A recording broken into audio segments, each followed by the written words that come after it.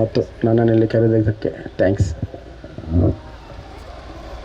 ಹೇಳ್ತಾ ಇದ್ದಾರೆ ಅವರು, ಪ್ರತಿ ವರ್ಷ ಒಂದು ದಿವಸ ಎಲ್ಲ ಕೆಲಸವನ್ನು ಬಿಟ್ಕೊಂಡು ಬಂದು ಆರಾಮಾಗಿ ಒಂದು ದಿವಸ ಆಡ್ಕೊಂಡು ಹೋಗೋ ರೀತಿಯಲ್ಲಿ ಒಂದು ರಿಲ್ಯಾಕ್ಸೇಷನ್ಗಾಗಿ ಅರೇಂಜ್ ಮಾಡಿದ್ರು ಅಂತ ಹೇಳಿ.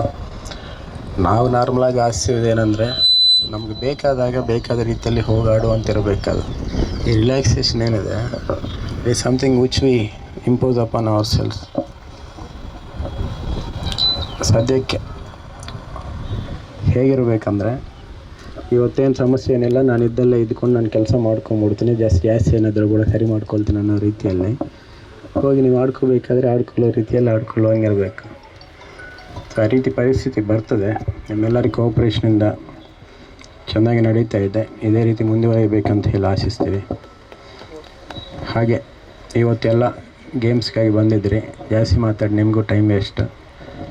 ಎಲ್ಲ ಪ್ಲೇಯರ್ಸ್ಗೆ ಕೂಡ ಆಲ್ ದಿ ಬೆಸ್ಟ್. ಚೆನ್ನಾಗಿ ಆಡಿ ಎಂಜಾಯ್ ಮಾಡಿ ಎಲ್ಲ ಮರೆತುಬಿಟ್ಟು ಒಂದು ದಿವಸ ಕಂಪ್ಲೀಟ್ ಎಂಜಾಯ್ ಮಾಡ್ಕೊಂಡು ಹೋಗಿ. Thank you.